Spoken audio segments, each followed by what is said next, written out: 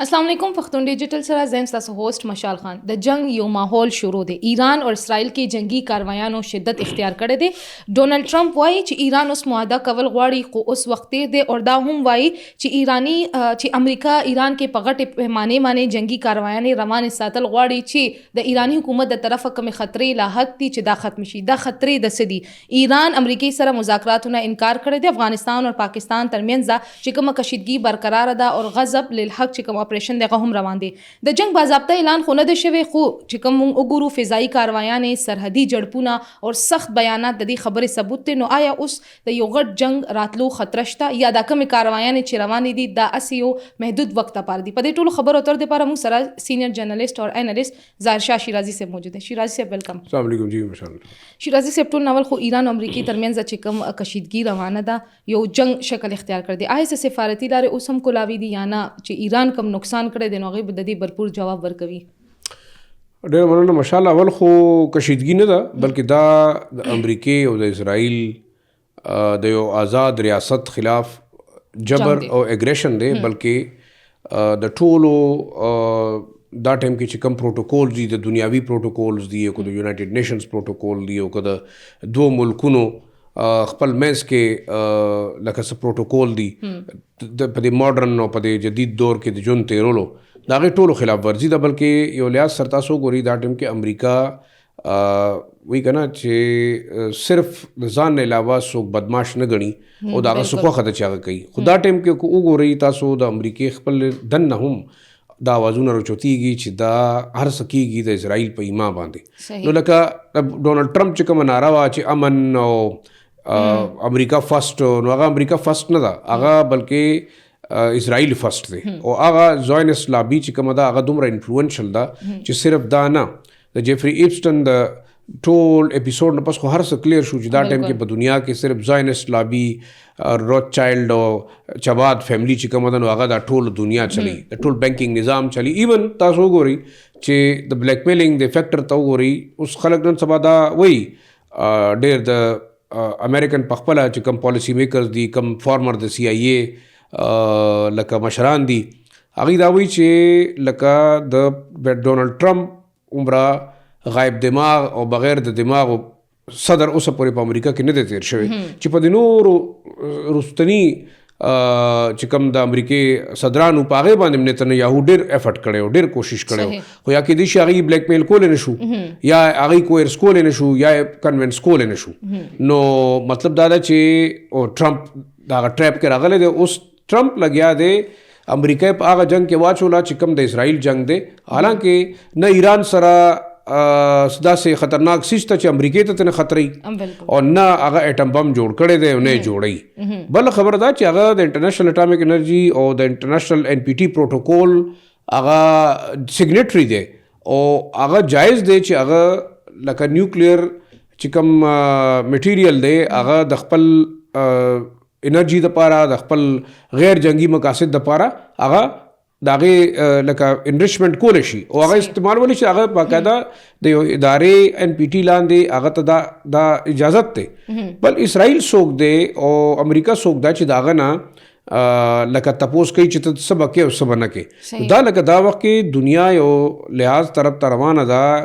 یعنی ډیکټیټرشپ طرف ته. امریکا دا ټایم کې د دنیا ټولو نه غټ جمهوریت ځان ته وایي او د ټولو نه غټ ډیکټیټر دی بلکې اګریسر دی او د هغه مقاصد ایران کې نه اټم بم شته او ایران کې نه څه د هغې دپاره خطره شته، خو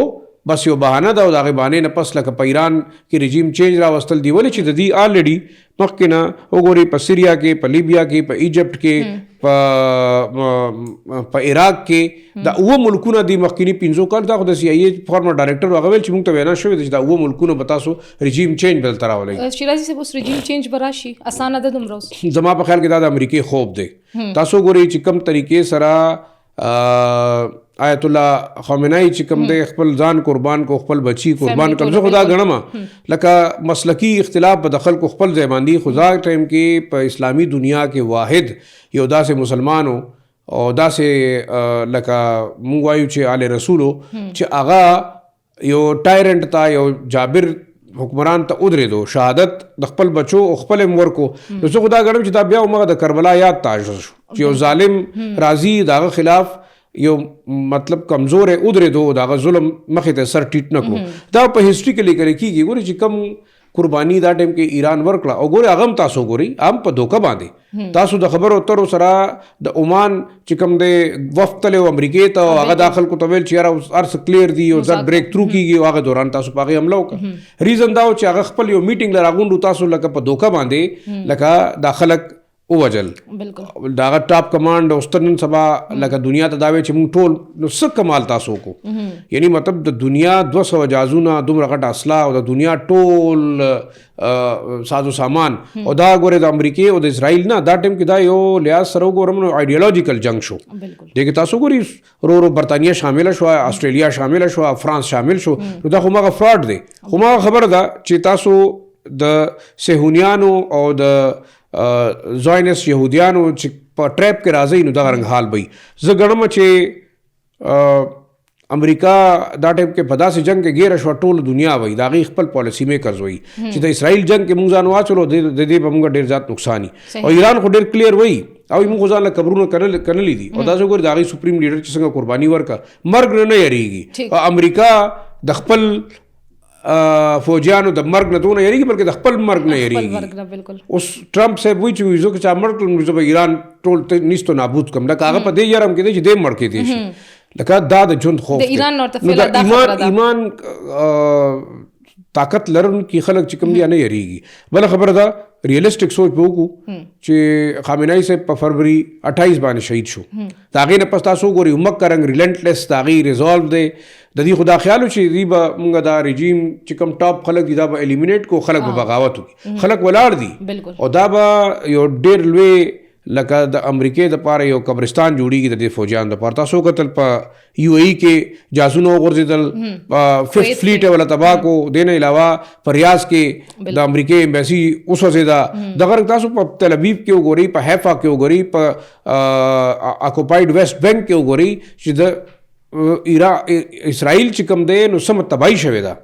او زه دا ګڼم چې دا جنګ څومره اوږدېږي نو دومره داسې وګڼئ چې د ایران طاقت مخې ته راځي او مطلب دا دا چې د هغه ریزالو اوس هم داسې کاري تقریبا دا اندازه کېږي 4,500 هزار میزایل شته دي سره نو چې دا 5,500 هزار میزایل دي د ورځې یعنی سل یا یو نیم سل هم کوي نو یو نیمه میاشت خو چېرته تللی نه ده چې دا جنګ به وي بل تاسو وکتل چې اوسه پورې خو غالبا د دې خیال او د دې خوب چې موږ به دا لیډرشپ ټاپ لیډرشپ الیمینیټ کو خلک به چې کوم دی ولوشي او هلته به انقلاب راشي شیرازي صاحب اوس واقعي ایران معاهده کول غواړي امریکې د طرفه نه کېږي یا دا اسی او پروپاګنډا ده تاسو ګورئ تاسو د هغې چې کوم دا ټایم کې د نیشنل سپریم کمانډ کونسل مشر دی علي لاریجاني هغه ډېر کلیر وویل چې نه مونږ خبره کول غواړو او نه مونږ خبره کوو مونږ هیڅ قسم ټاکس نه کوو مونږ به خپل د خپل سپریم لیډر بدل به مخلو تاسو ګورئ هغې جنډې لکه سرې اوچتې کړې بل تاسو یو غټ ډیولپمنټ وګورئ دا ټایم کې امریکا تختی لګیا ده د کوم ځای نه د عراق نه وتښتېدل فوجیان یې وخپل هلته څومره تباهي وکړه د دې میزایل ورې چې شارټ رینج کم میزایل دي هغه عراق یو ای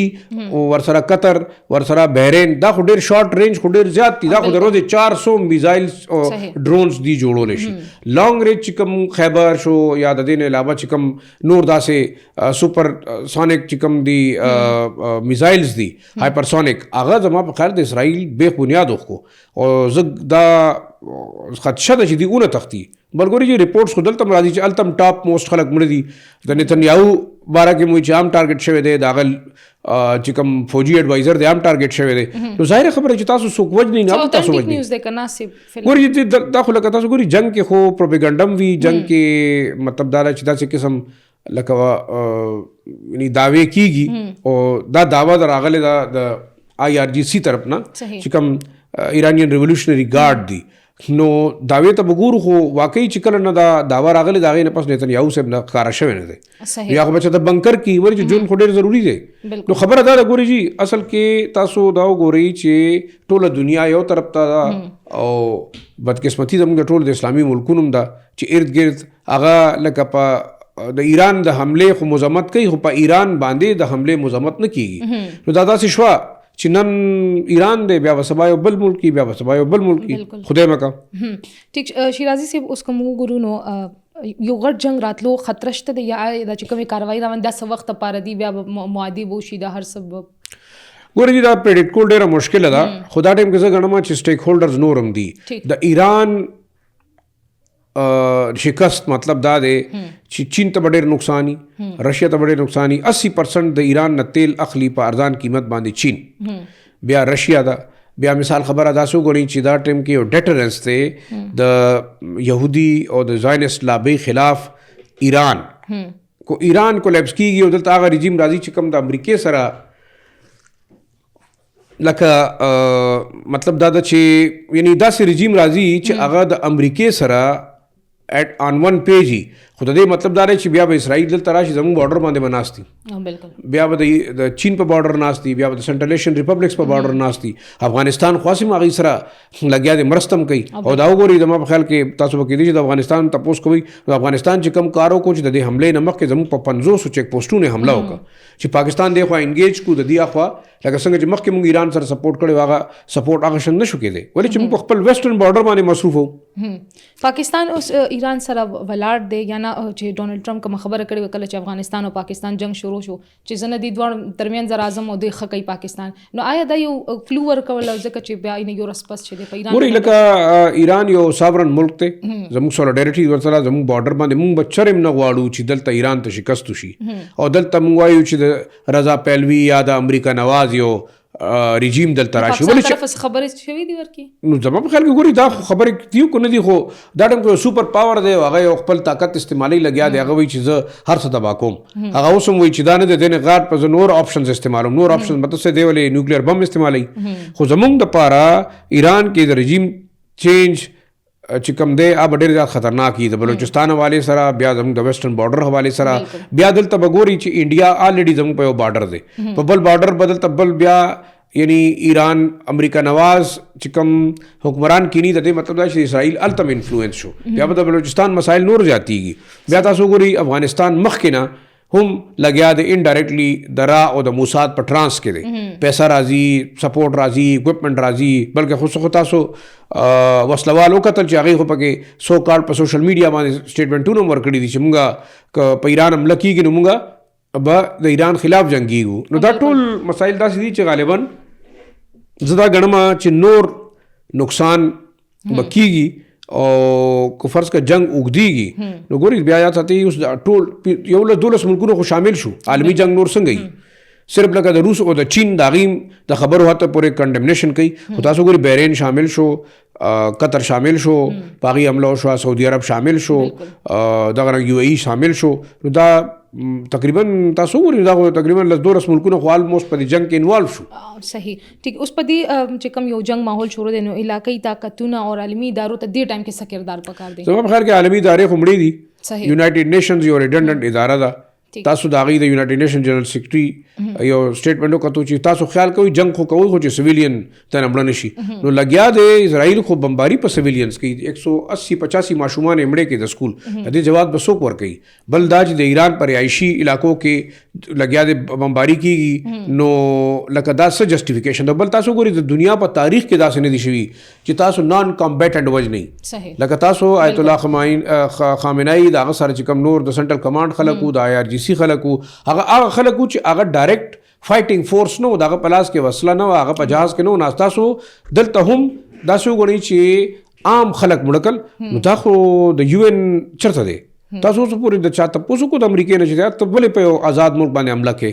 ته ولې د هغې انفراسټرکچر تباه بالکل نشي کولی ایلیګل دی دا خو د US قانون مطابق هم نه دی د یونایټډ نیشن سیکیورټي کونسل قانون مطابق هم نه دی د دې اپروول هم کانګرس نه دی اخیستی او کېدای شي چې بیا وروستو د پرزیډنټ ټرمپ امپیچمنټ کېږي د هغه نه تپوس کېږي خو هغه ټایم پورې خو تباهي شوې ده بالکل صحیح ټیک کوم راشو افغانستان او پاکستان ترمنځ چې کوم جنگ روان دی دا اوس کومه پور رواني آیا اوس افغانستان رضا شي مذاکرات ته زما په خیال مذاکراتو ضرورت نشته اوس افغانستان سره تر څو پورې د پاکستان اهداف حاصل نه دي ولې چې جنگ شروع دی تاسو ګورئ دا رپورټ سم انټیلیجنس وایي چې باګرام ایر بیس باندې سلو نه زیات لکه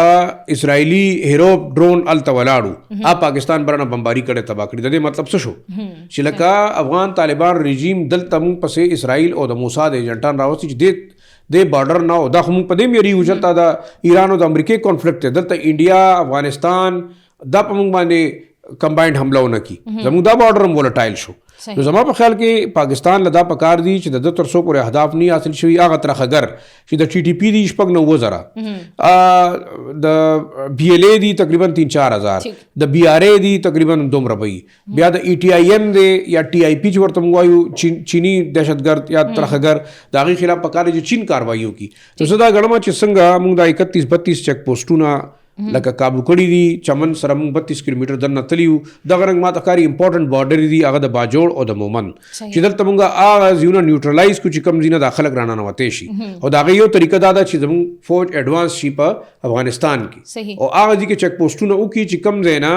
افغان طالبان رژیم به دا خلک پناه ورکوله هلته به یې وله شلټر ورکولو او بیا به په دوکه باندې بارډر نه دی خورا لیږل شیرازي صاحب هغوی چې اوس کوم کلیم کوي چې دومره چیک پوسټ باندې موږ حملې کړي دي یا موږ په قبضه کې دي یا دومره فوجیان موږ سر دي نو آیا دا رښتیا دي نو رښتیا پکار دي چې وښیي نو موږ خو وښول که نه موږ خو لاړو ښه په عزت احترام د دې سپینه جنډه هم کوزه کړه په هغې باندې کلمه لیکله شوې ده دوی خو د کلمې د تقدس هم خیال نه ساتي چې کلمه د څه دپاره استعمالیږي ټیک شو نو هغه د مذهب ټیګ چې کوم یوز کوي نو دا ټایم کې تاسو وګورئ چې پاکستان 31-32 پوسټونو باندې خپله جنډه ولګوله لوکیشنز یې ورکړل چې دا دي ټیک شو صحیح د موږ نه دي نیولي سبا چې خبر ورته ورته کینو دی به بیا وایي چې موږ نه 40 کیلومتر لاره نیولې ده موږ نه 50 نیولې ده بل دا وګورئ دا ټایم کې د پکتیا او چې کوم بارډر والا صوبې دي د هغې نه خو د افغان طالبان فایټر تښتېدلي دي په جازونو کې په هلیکاپټرو کې چل ورتلو که نه ورتلو خو هلیکاپټر ته تښتلي دي ټیک شو که نه بل تاسو وګورئ چې په دغه کې په چترال کې ارندو بارډر باندې اوس هم زما هلته مقامي خلکو سره خبر وشو چې دغه طالبانو لاشونه اوس هم پراته دي هلته چیک پوسټ باندې دا تښتېدلي دي ګورئ جي داسې ده چې دا ټایم کې کم ان ریئلسټک کار افغان طالبان رژیم کړی دی په یو آزاد ملک باندې حمله وکړه موږ چې کومه کاروایي کړې وه هغه ترخګر هغه دهشتګرد ګروپونو خلاف چې کوم د پاکستان سیکیورټي ته تھریټ کول ټي ټي پی هو بی ال ای هو ټي آی پی هو ای ټي آی ایم هو القاعده هو موږ خو اوسه پورې افغان طالبانو په ټارګټ باندې حمله نه وه کړې خو چې دوی موږ باندې 50 چیک پوسټونو باندې حمله وکړه اوس پاکستان لګیا دی ټول هغه ملټري اهداف حاصلوي او دې کې ټول نه غټ کامیابي د پاکستان سره هغه اسلحه چې کومه په افغانستان کې اوپن پرته په ګودامونو کې خرڅ لپاره هغه هم ډسټروی کېدل شروع شو نو دا به د ریجن کې د لاین آرډر دپاره د پیس ریسټوریشن دپاره او د پاکستان سالمنیټي دپاره او د سوورنټي دپاره ډېر زیات ضروري دی زه ګڼم چې تر څو پورې د پاکستان اهداف نه حاصل شوي دا ټول ترخګر دهشتګرد بیسز کیمپس نه ټارګټ شوي په بارډر باندې یو میکانیزم نه جوړ شوی او بیا زما په خیال کې زما آیډیا دا ده چې پاکستان به کوشش کوي چې د پاکستان بارډر او د افغانستان په هغه ځای کې چې کوم ځای دی نیولې دا به یو بفر زون وي صحیح او بیا په دغه بفر زون کې با یو جوائنٹ فورس پکار دی چې وي چې هغه پیټرولینګ کوي چې پته لګېدی شي چې جوائنٹ فورس څه وي آیا څوک راوړي نه راوړي خاص طور سره د رندو بارډر دی دا یا د باجوړ بارډر دی یا د مومند ایجنسۍ بارډر دی نو دا هغه ایریاز دي چې دلته خامخا دا پکار دي بل تاسو ګورئ که نارملی لکه غلام خان بارډر شو یا تورخم بارډر شو یا چمن بارډر شو هغه باقاعده لکه یو ګذرګاه ده لاره ده هلته باقاعده ګیټ دی ډیمارکیشن دی دا نور ځایونه خو داسې دي چې چېرته مونږ باړ لګولی دی چېرته مونږ فینسنګ کړی دی هغه هم دي کټ کوي او تښتي هغه هم دي ماتوي او رانه نوځي یا څه ځایونو کې داسې غرونه دي او داسې علاقې دي چې هغه ریموټ دي هغه علاقې دي استعمالي نو دغه ایریاز پلګ کول ډېر ضروري دي ولې چې ګورئ پاکستان کې کومه تراندازي ترخګري دهشتګردي کېږي هغه د بارډر د هغه طرف پلان کېږي او دلته ایگزیکیوټ کېږي نو د دې مخنیوی ډېر زیات ضروري دی هغه پورې خبرې اترې بالکل نه دي پکار شیرازي مشکله ده چې هغوی هم راوځي تاسو به خبره پوه نه شم مطلب چې اوس هغوی هم میدان ته راشي ځکه چې میدان خو یې پرېښی دی زما په خیال کې ډېره مشکله ده ګورئ جي یو خو دومره پاکستان یو ارګنایزډ آرمی ده ایر فورس دی پیراملیټري ټروپس دي ګوري هغه ګوریلا وارفیر بله خبره ده چې تاسو پټ رالی آی ډي مو لګولو دماکه وکړه دوه فوجیان شهیدان شو یا چېرته ستاسو په لاره باندې یو منمه فوجي روان دی او تاسو ورته بره په کور کې یا په دغه د کور نه په فایرینګ کوي هغه شهید کوي یا ورته بم لګوي هغه خو یو ګوریلا وارفیر بله خبره ده خو چې کله وین اټ کمز ټو ریګولر آرمی نو تاسو د ریګولر آرمی خلاف به څنګه جنګ کوئ